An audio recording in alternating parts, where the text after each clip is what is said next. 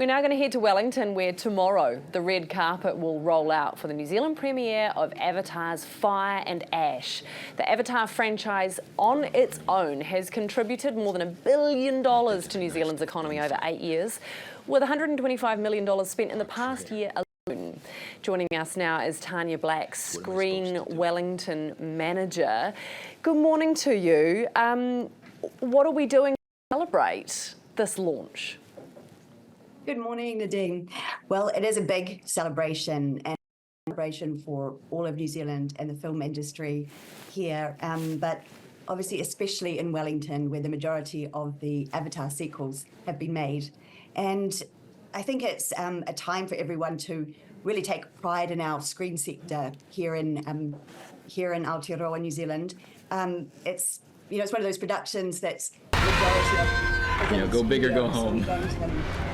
We don't get to see, it out being filmed on the streets, etc. But this is, nearly 2,000 amazing artists and technicians have worked on this film. So, it's a time to celebrate this amazing creativity, and it's made an incredible contribution to Wellington. So, made an incredible contribution. So it also probably leaves an incredible hole. Or are there other productions as significant coming along to fill that void?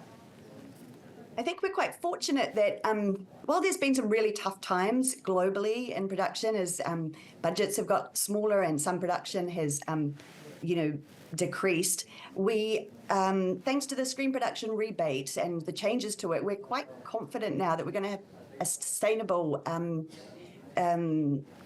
pipeline of productions. Some of the changes that have been made to the screen production rebate have meant that we're able to, there's a lower minimum spend, so we're able to maybe attract even smaller independent productions. So it's quite good to have that mix of the big blockbusters and the other maybe slightly smaller budget productions as well.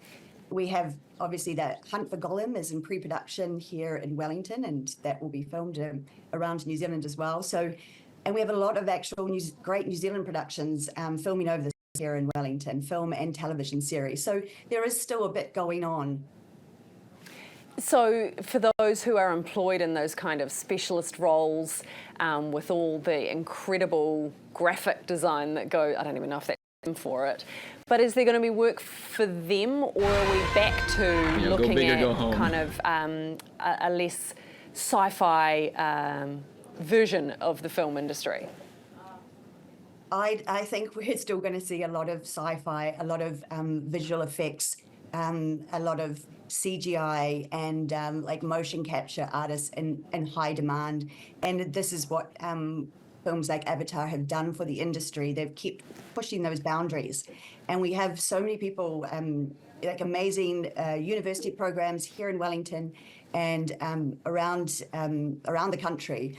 And they're just pushing the boundaries of what's possible and how realistic is showing on the screen there, how incredible, how it's come in leaps and bounds, really.